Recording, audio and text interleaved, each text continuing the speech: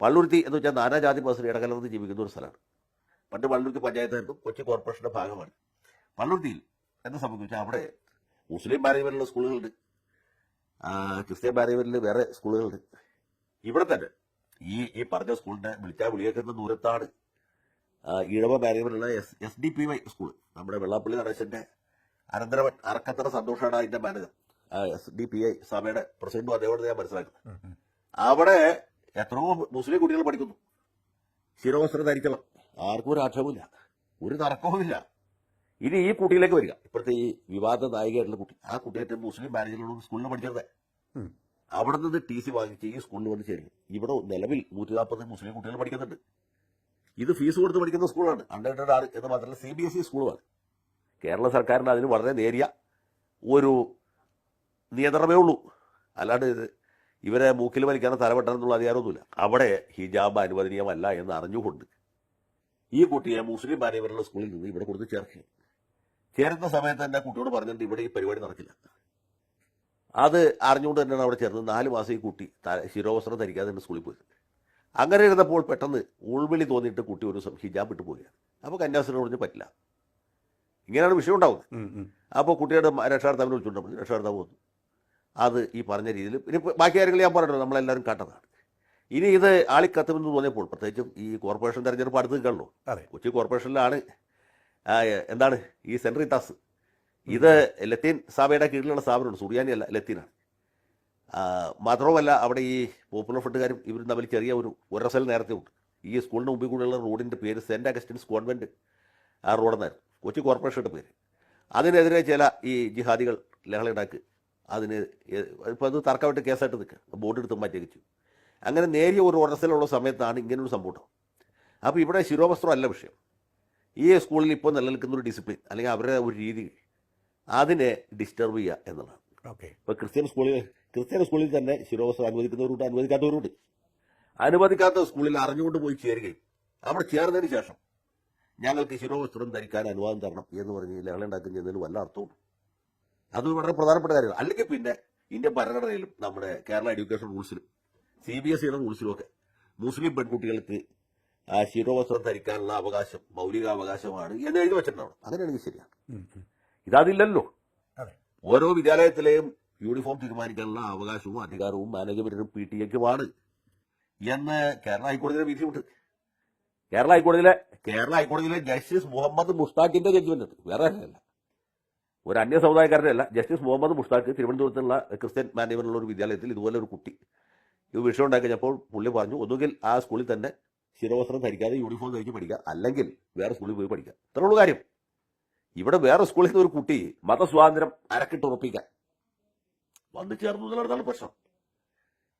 ഇതാണ് സംഭവിച്ചത്. ഇത് തന്നെ വേറൊരു തരത്തിൽ നമ്മുടെ നാട്ടിൽ കുറച്ചാൾ മുമ്പുണ്ടായി. എറണാകുളം ജില്ലയിൽ തന്നെ മൂവാറ്റുപുഴ നിർമ്മല കോളേജിൽ വെള്ളിയാഴ്ച ദിവസം ക്ലാസ്സിൽ നമസ്കരിക്കാനുള്ള സ്വാതന്ത്ര്യത്തിന് വേണ്ടി പെൺകുട്ടികൾ വലിയ പ്രശ്നം ഉണ്ടാക്കി. അതിനെ തുടർന്ന് ആൺകുട്ടികളും അത് ഏറ്റുപിടിച്ചു. അത് വലിയ വിവാദമായി. പക്ഷേ മാനേജ്മെന്റ് ശക്തമായിട്ട് നിന്നുകൊണ്ട് അവരുടെ പട്ടി മടക്കി. പക്ഷെ അവിടെ കൊണ്ട് തീർന്നില്ല. അതിൻ്റെ അടുത്ത് പൈക്കോട്ടൂർ എന്ന് പറഞ്ഞ സ്ഥലമുണ്ട്, മൂവാറ്റുപുഴയ്ക്കും കോതമംഗലത്തിനിടയ്ക്ക്, നമ്മുടെ മാത്യു കുഴൽനാടൻ്റെയും D കുര്യാക്കോസിന്റെ നാടാണ്. അവിടെ ഇതുപോലെ മറ്റേ ക്രിസ്ത്യൻ പാരമ്പര്യമുള്ള സ്കൂളിൽ ചില പെൺകുട്ടികൾ ഇതേ അവകാശത്തിന് വേണ്ടി വീണ്ടും സമർപ്പിച്ചു. ഇതിൻ്റെയൊക്കെ ഉദ്ദേശം വളരെ വ്യക്തമാണ്. ഈ പൊതുസമൂഹത്തിൽ കാലുഷ്യം ഉണ്ടാക്കുക, അത് സംഘർഷം ഉണ്ടാക്കുക, മറ്റുമെങ്കിൽ സംഘടന ഉണ്ടാക്കുക, മനുഷ്യന്റെ കയ്യെ കാലൊക്കെ വെട്ടുക. ഇപ്പൊ ഈ പോപ്പുലർ ഫ്രണ്ടിനെ നിരോധിച്ചുകൊണ്ടാണ് കൈ കാലം വെട്ടാത്ത, അല്ലെങ്കിൽ കന്യാസ്ത്രീക്കൊന്നും ജീവനോട് നടക്കാൻ പറ്റില്ല. ഇതാണ് ഇവിടുത്തെ ശരിക്കുള്ള പ്രശ്നം. ഈ വിവാദം ഒരു സ്വാഭാവികമായിട്ടുണ്ടായ വിവാദം എനിക്ക് തോന്നുന്നില്ല. സ്വാഭാവികമായിട്ടൊരു വിവാദം ഉണ്ടാകണമെങ്കിൽ അത് ആ കുട്ടി അവിടെ ചേർന്ന സമയത്തുണ്ടാവണം. ഞാൻ മനസ്സിലാക്കിയുള്ള ആ കുട്ടിയുടെ അച്ഛനും അമ്മയും ആ കുട്ടിയൊക്കെ എന്തിനും നിരപരാധികളാണ്. അവർ ആ സ്കൂളിൻ്റെ നിയമം അനുസരിച്ചിട്ട് പോയിക്കൊള്ളാം എന്ന് ഉറപ്പ് കൊടുത്തതിന് ശേഷമാണ് സ്കൂളിൽ അഡ്മിഷൻ എടുക്കുന്നത്. പിന്നെ മാത്രമല്ല ഏതാണ്ട് 4 മാസം കുട്ടി പോവുകയും ചെയ്തു. അന്ന് പറഞ്ഞാൽ അവർക്ക് പ്രശ്നമില്ലായിരുന്നു. പിന്നെ ആർക്കാണ് പ്രശ്നം? ഇത് മിക്കവാറും ഉണ്ടാവാൻ സാധ്യത നമുക്കറിയില്ല, ആ കുട്ടീനെ അറിയില്ല. ഇങ്ങനെയാണ്. ആ കുട്ടി ഒരു ദിവസം സ്കൂളിൽ പോകാൻ നോക്കുന്നു. അത് അമ്മേൻ്റെ ആളുകൾ ആരെങ്കിലും ബന്ധുക്കൾ ആരെങ്കിലും അവിടെ വന്നിട്ടുണ്ടാവും, അല്ലെങ്കിൽ രാഷ്ട്രീയ നേതാക്കൾ ആരെങ്കിലും ഉണ്ടാവും. മോളെ തട്ടടാത്ത എന്താന്ന് ചോദിച്ചിട്ടുണ്ടാവും. അപ്പോൾ നമ്മളെ സ്കൂളിൽ പറ്റില്ല. അതെന്താണ് ഭരണഘടന പറയുന്നുണ്ടല്ലോ, അത് ശരിയല്ലോ വന്നിട്ട് ഈ കുട്ടിയുടെ ഭാവം അച്ഛനും പിരികേറ്റിയിട്ടുണ്ടാവും. നമ്മളെ സമുദായത്തിലൊക്കെ പ്രശ്നം എന്ന് വെച്ചാൽ സമുദായത്തിലെ ഇങ്ങനെയുള്ള നിയന്ത്രിക്കുന്ന പ്രമാണിമാരെന്തൊക്കെ പറഞ്ഞ് കേട്ടിട്ടില്ലെങ്കിൽ 8 പണി കിട്ടും. അപ്പോൾ അദ്ദേഹം അവിടെ പോയി ചോദിച്ചിട്ടുണ്ടാവും, അദ്ദേഹത്തിന് പിന്നാലെ ഇവരും വന്നിട്ടുണ്ടാവും. ഇതാണ് പ്രശ്നം. ഇത് അജണ്ട ആരാന്ന് ചോദിച്ചാൽ എനിക്ക് തോന്നിയിട്ടുള്ളത് മുസ്ലിംസിലെ ചില തീവ്ര വിഭാഗക്കാരാണ് ഇതിന് പിന്നിലെന്നാണ്. ഈ കുട്ടീൻ്റെ അച്ഛനോ കുടുംബമൊന്നും ആ വിഭാഗത്തെ ഞാൻ കരുതുന്നില്ല. പക്ഷേ ഇങ്ങനെ ഒരു വിഷയം ആൾ കത്തിച്ചതിന് പിന്നെ അവരുണ്ടാവാം. ശിഹാബ് തങ്ങളുടെ കാലം എന്ന് വെച്ചാൽ മരിച്ചുപോയ നമ്മുടെ സതികരി തങ്ങളുടെയൊക്കെ വാപ്പ, മൂപ്പര കാലത്തൊന്നും ഈ ഇവന്മാരൊന്നും അടുപ്പിക്കില്ലേ. പക്ഷേ ഈ മൂപ്പര് മരിച്ചതിന് ശേഷം 5-ാം മാന്ത്രം ഉൾപ്പെടെയുള്ള ഇവന്മാരുടെ തലയിലുള്ള ബുദ്ധിയാണ്, നമുക്ക് ഇത്ര ആളുകളുണ്ട്, നമുക്കിത് വേണം, ഇത്ര ആളുകളുണ്ട്, നിങ്ങൾക്ക് വേണമെന്ന് പറയുമ്പോൾ അത് ലോജിക്കല്ല. ഇപ്പോൾ അങ്ങനെയാണെങ്കിൽ എത്ര മുസ്ലിം രാജ്യങ്ങൾ, എത്ര ക്രിസ്ത്യാനികൾക്ക് റെപ്രസെൻറ്റേഷൻ കൊടുത്തിട്ടുണ്ട്. അതുപോലെ തന്നെ വിഭജന സന്ദർഭം എത്ര മുസ്ലിങ്ങളുടെ പാകിസ്ഥാനിലും ബംഗ്ലാദേശിൽ ഇപ്പോൾ എത്രയുണ്ട്, അവരിൽ എത്ര ആളുകൾ നിങ്ങൾ മന്ത്രിസഭയിൽ എടുത്തിട്ടുണ്ട്. ഇവിടെ നിൽക്കാൻ ഒരു മണ്ഡലം എന്ന് പറഞ്ഞ ദളിതന് ഇവരെ വാക്കിയിട്ട് അവിടെ പോയി ജിന്നെ മരിച്ചോടനെ അയാൾ അടിച്ചോടിച്ചും കൊണ്ടുപോയി നെഹ്റുവിൻ്റെ കാലിൽ വന്ന് വീണിട്ട് ഇന്ത്യൻ സിറ്റിസനായത്. അപ്പോൾ നിങ്ങളിതൊക്കെ പറയുമ്പോൾ നമുക്ക് ഭൂരിപക്ഷമുള്ള സ്ഥലത്ത് നമ്മളെന്താ ചെയ്തത്? അപ്പോൾ നിങ്ങൾ അതല്ല ഇന്ത്യ ഭരണഘടനയുണ്ട്. ഇന്ത്യയിൽ ഭരണഘടന ഉള്ളത് എന്തുകൊണ്ടാണ്? ഇതൊരു ഹിന്ദു രാജ്യമായതുകൊണ്ടാണ്. ഹിന്ദു എന്ന് വെച്ചാൽ ഹിന്ദുക്കൾ ഭൂരിപക്ഷമുള്ള ഒരു രാജ്യം, ഭരണഘടന അനുസരിച്ചായിട്ട് സെക്യുലർ കൺട്രി. ഇവിടെ ഈ ഇന്ത്യനെ സെക്യുലർ ആക്കിയത് ആരാണ്? മഹാത്മാഗാന്ധി, അതുപോലെ തന്നെ ജവഹർലാൽ നെഹ്റു. സെക്യുലറിസം എന്ന് ഭരണഘടന എഴുതി വെച്ച ഇന്ദിരാഗാന്ധി, രാജീവ് ഗാന്ധി. പിന്നെ അപ്പുറത്താണെങ്കിലോ VP സിംഗ്, മൊറാർജി ദേശായി. ഇവരൊക്കെ ആരാണ്? ഹിന്ദുക്കളാണ്. ഇവിടെയുള്ള മുസ്ലിങ്ങൾ എന്താ ചെയ്തത്? ഇവിടെയുള്ള മുസ്ലിങ്ങൾ മതത്തിൻ്റെ പേരിൽ രാജ്യം മേടിച്ച് പോയതാണ്. എന്നിട്ട് ഇപ്പോഴും ഇന്ത്യക്ക് തലവേദന ഉണ്ടായിക്കൊണ്ടിരിക്കുകയാണ്. എന്നിട്ട് പറയാം ഇന്ത്യ സെക്യുലറാണ്. ഇന്ത്യ സെക്യുലറാണെന്നുള്ള അഡ്വാൻറ്റേജ് ഉപയോഗിച്ച് ഈ രാജ്യത്തെ നശിപ്പിക്കാൻ ശ്രമിക്കരുത്. ഒരിക്കൽ ശ്രമിച്ചതാണ്, പാതി മേടിച്ചുകൊണ്ടത്. എന്നിട്ട് ഇവിടെയുള്ള ആളുകൾ ക്ഷമിച്ചതാണ്. എന്നിട്ട് അതിൻ്റെ ഭാഗമായിട്ട് നിങ്ങൾ അങ്ങനെ സംഭവം നടന്ന ലോകത്ത് ഒരു രാജ്യത്തും ആ പോപ്പുലേഷൻ കൂടിയിട്ടില്ല. ഇന്ത്യയിൽ മുസ്ലിങ്ങളുടെ പോപ്പുലേഷൻ കൂടിക്കൊണ്ടിരിക്കുകയാണ്. ശരിയാണ്. മനസ്സിലായോ? അതെന്തുകൊണ്ടാണ്? ഹിന്ദുക്കൾ അങ്ങനെ ചിന്തിക്കാത്തതുകൊണ്ട്. എന്നിട്ട് ഇവിടെ മുസ്ലിംസിന് IAS മുസ്ലിംസ് ടോപ്പ് പൊസിഷനിലില്ലേ? പാകിസ്ഥാൻ എത്ര IAS തന്നെ സൈന്യത്തിലില്ലേ? ഇവിടെ അടുത്ത കാലത്ത് ചെറിയൊരു സംഭവം വന്നിട്ടില്ല. ഇന്ത്യയുടെ കരസേനയുടെ ചീഫ് നമ്മുടെ നിലമ്പൂർ തന്നെ ഒരു ഹാരിസ് ആകുമായിരുന്നു. അപ്പോൾ ചില മാറ്റങ്ങൾ വന്നുകൊണ്ടാണ് അദ്ദേഹം ആവാതിരുന്നത്. അദ്ദേഹത്തിന് ഹാരിസിനെ പോലെയുള്ള എന്നെ പോലെയുള്ള മുസ്ലിംസിൻ്റെ സാധ്യതകൾ അടയ്ക്കുന്നത്, മുസ്ലിംസിനെ പറ്റി ഇങ്ങനെ തെറ്റായ ധാരണ സമൂഹത്തിൽ പരത്താൻ എത്തുന്ന രീതിയിലുള്ള കാര്യങ്ങൾ ഉണ്ടാക്കുന്ന ഇവരാണ്. മുസ്ലിംസിനെ കൂടുതൽ പിന്നോട്ടടിപ്പിക്കുന്ന ഇവരാണ്. മുസ്ലിം പ്രജഡിസും ഇസ്ലാമോഫോബിയ ഉണ്ടാക്കുന്നവരാണ്. ഇസ്ലാമോഫോബിയ ഇവിടെ ഉണ്ടായിരുന്നെങ്കിൽ ഒരു രാജ്യം മേടിച്ചു പോയ മുസ്ലിമിന്, കേരളത്തിലെ മുസ്ലിംസും അന്ന് ഭൂരിപക്ഷം നമ്മളൊക്കെ കുടുംബം വെച്ചിട്ട് പാകിസ്ഥാന് വേണ്ടി വാദിച്ചവരാണ്. ആ മുസ്ലിങ്ങൾക്ക് ഇവിടെ ഈ രീതിയിൽ ഏതെങ്കിലും രീതിയിൽ രണ്ടാം കട പൗരന്മാരാണ് എന്ന് തോന്നലുണ്ടായിട്ടുണ്ടോ പാകിസ്ഥാനുള്ളതുപോലെ? ഇല്ലല്ലോ. അപ്പോൾ ആ രീതിയിൽ പോകാൻ പറ്റിയിട്ടുണ്ട്. ഇവിടെ ഇസ്ലാമോഫോബിയ ഇല്ല. ഇവിടെ ഇസ്ലാമോഫോബിയ ഉണ്ടെങ്കിൽ നിങ്ങൾ ഈ ഭരണഘടനയുടെ ലൂപ്പ് ഹോൾസ് ചൂണ്ടിക്കാണിച്ച് നിങ്ങൾ മാന്തിയെയും മറ്റു സമുദായത്തിൽ സ്വയം നിങ്ങൾ അകന്നു നിൽക്കുകയും ചെയ്തതിന്റെ ഭാഗമായി മറ്റുള്ളവർക്ക് ഉണ്ടാവുന്നതാണ്. അതുണ്ടാക്കുന്നത് നിങ്ങളാണ്. മനസ്സിലായില്ലേ? അവരല്ല. ലോകത്ത് നിങ്ങൾ പറയാം ഇങ്ങനെ സംഘർഷം നടന്ന ഒരു രാജ്യം ഉണ്ടായപ്പോൾ എവിടെയാണ് ന്യൂനപക്ഷങ്ങൾ ഈ രീതിയിൽ ഫ്ലറിഷ് ചെയ്തിട്ടുള്ളത്? ഒരു സ്ഥലം പറ. ഇല്ല. ഇത് ഇന്ത്യ ആയതുകൊണ്ടാണ് ആ ഒരു ഫീൽ ഉണ്ടാവണം, ഒരു കമ്മിറ്റ്മെന്റ് ഉണ്ടാവണം. അല്ലെ നിങ്ങളെ രാഷ്ട്രീയ പാർട്ടിന്റെ പേരിൽ നിങ്ങൾ ഇന്ത്യ എന്ന് ഇട്ടിട്ടൊന്നും കാര്യമില്ല. ആ ഫീൽ ഉള്ളത് വരണം. അതില്ലാത്താണ് പ്രശ്നം. ഈ മുസ്ലിം സമുദായത്തിൽ ഇത്രയും പെൺപിള്ളേരെ കല്യാണം കഴിപ്പിക്കാൻ ശേഷിയില്ലാതെ ബുദ്ധിമുട്ടുന്നുണ്ട്. ആ സമയത്ത് നിങ്ങൾ ഹിന്ദു ക്രിസ്ത്യൻ പെൺപിള്ളേരെ പോയി പ്രേമിച്ച് കൊണ്ടുവന്ന് പ്രേമിക്കുന്ന പ്രശ്നമൊന്നുമില്ല. മതം മാറ്റാൻ ശ്രമിക്കുന്നത് എന്തിനാ?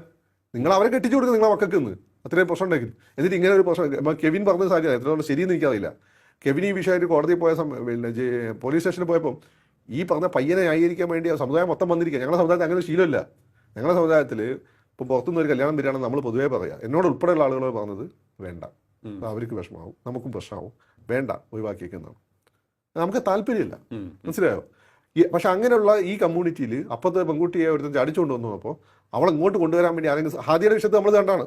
ഇപ്പം എൻ്റെ പാപ്പാൻ്റെ എത്താണ് ഹാദി വന്നെങ്കിൽ അവളെ പറഞ്ഞ് മനസ്സിലാക്കി തിരിച്ചു വിടുകയുള്ളൂ. അതൊരു തെറ്റായ പ്രവണതയാണ്. അപകടം. ആരാണ് സ്വയം കുഴി കുഴിക്കുന്നത്? ഇവിടെ എന്തെങ്കിലും കാശ് കയ്യിലുണ്ടെങ്കിൽ മൊത്തം ഇവിടെ ഡെപ്പോസിറ്റ് ചെയ്തിട്ടുള്ള മുസ്ലിംസേ ഉള്ളൂ. അപ്പോൾ ക്രിസ്ത്യൻസ് ഒന്നും ഇപ്പോൾ വലിയ രീതിയിൽ ഇവിടെ ഡെപ്പോസിറ്റ് ചെയ്യുന്നത് തമിഴ്നാട് അല്ലെങ്കിൽ അമേരിക്ക അങ്ങനെയൊക്കെയാണ് അവരെ ഡെപ്പോസിറ്റ് ചെയ്ത്. മുസ്ലിംസ് മാത്രമാണ് ഇവിടെ ഇൻവെസ്റ്റ് ചെയ്യുന്നുള്ളൂ. ഇവിടെയുള്ള ഈ സാധനങ്ങൾ മൊത്തം മുസ്ലിംസിൻ്റെതാണ് മഹാഭൂരിപക്ഷം. ഇപ്പോൾ ഇങ്ങനെ ഈ മുസ്ലിം സമുദായം ഇവിടെ ഒറ്റപ്പെടുക. അവിടെ CPM അങ്ങനെ വരുമ്പോൾ സ്വാഭാവികം എന്ത് ചെയ്യും? CPM ഡെസിമേറ്റ് ചെയ്യപ്പെടും. അങ്ങനെ വരുമ്പോൾ ഘട്ടത്തിൽ എന്ത് ചെയ്യും? ഒരു കലാപുണ്ടായ ആർക്കാണ് നഷ്ടം? ഇവർക്ക് വേണ്ട അതാണ്. മുസ്ലിംസ് ഇവിടെ പീഡിപ്പിക്കപ്പെടണം, കൂട്ടക്കൊല ചെയ്യപ്പെടണം, എന്നിട്ട് മുസ്ലിങ്ങളെ രക്ഷകരായിട്ട് വരണം, എന്നിട്ട് വിദേശത്ത് ആചാരം മേടിച്ചിട്ട് ഈ രാജ്യത്തിനെതിരെ മുസ്ലിംസിനെ ഉപയോഗിച്ചുകൊണ്ട് പോരാടണം. അവർ ഇവിടെ ചെയ്ത പോലെ, പിന്നെ ഇവിടെ ഗസയിൽ ചെയ്ത പോലെ. ഗസയിൽ അവരെന്താ ചെയ്തത്? ഇസ്രായേലിനെ കയറി മാന്തി, നെതന്യാഹു ആഗ്രഹിച്ച പോലെ പോയി കയറി മാന്തി. എന്നിട്ട് എന്ത് ചെയ്തു? കൊന്നു. സ്വന്തം കൂട്ടത്തിൽപ്പെട്ട ആളുകളെ, 1 ലക്ഷത്തോളം ആളുകളെ, കുട്ടികളെ, സ്ത്രീകളെ, കുട്ടികൾ സ്ത്രീകൾ ആരാ കൊലക്കി കൊടുത്തത്? ഇവര്. ഇസ്രായേലിനെ പോലെ കണ്ണു ചോരല്ലാതെ എത്ര മാന്ത് ആലോചിക്കണ്ടേ? മാന്ത് ആലോചിക്കണ്ടേ? ഇത് നല്ലൊരു വിഭാഗം ന്യൂനപക്ഷങ്ങളും അത് മനസ്സിലാക്കുന്നുണ്ട്. എല്ലായിടത്തേക്കും കൂടി മനസ്സിലാക്കുന്ന അവർക്ക് വോയിസ്, അവർക്ക് പേടിയാണ്. ഇങ്ങനെ ഇവർക്കെതിരെ തുറന്ന് പറഞ്ഞ് നിങ്ങൾ ഒറ്റയടിക്ക് സംഖ്യ ആയി കളയും. അത് പേടിയാണ്. അല്ലെങ്കിൽ നിങ്ങളെ മറ്റേ സയനിസ്റ്റ് ആക്കി കളയും. പേടിയാണ്. ഇങ്ങനെ പേടിച്ചു കഴിഞ്ഞാൽ നമുക്കാണ് നഷ്ടം. നമുക്ക് നമ്മുടെ കുടുംബത്തിന്, നമ്മുടെ സമുദായത്തിന്, ഈ നാടിനാണ് അതിന് ദോഷം. ഇവനെ പോലുള്ള വില്ലന്മാർ എന്നും ഉണ്ടായിരുന്നു. ഇവനെ പോലുള്ള വില്ലന്മാരാണ് മുഹമ്മദ് നബീന്റെ കൊച്ചുമോന്റെ തല വെട്ടിയിൽ അതിൽ ഫുട്ബോൾ കളിച്ചത്. അവനൊക്കെ ഉണ്ടാക്കി വെച്ച സിലബസ് ആണ് നമ്മൾ ഇന്ന് ഇസ്ലാം എന്ന് പറഞ്ഞുകൊണ്ട് പഠിച്ചുകൊണ്ടിരിക്കുന്നത്. നമ്മൾ ഖുർആനെ മാത്രം നോക്കിയാൽ മതി. അതിൽ മുഹമ്മദ് നബി മറ്റുള്ള ഒരു മിക്സഡ് സൊസൈറ്റിയിൽ എങ്ങനെ ജീവിച്ചു പോകണമെന്ന് പറയുന്നുണ്ട്. അതനുസരിച്ച് ജീവിക്കുക. അതായത് ഇവൻ്റെ ഒന്നും വ്യാഖ്യാനം, ഇവൻ്റെ ഒന്നും സർട്ടിഫിക്കറ്റ് നിൽക്കരുത്. നിൽച്ചു കഴിഞ്ഞാൽ നിങ്ങൾ ചെയ്യാൻ പോകുന്നത് ഈ സമുദായത്തെ തന്നെയാണ് നശിപ്പിക്കാൻ പോകുന്നത്.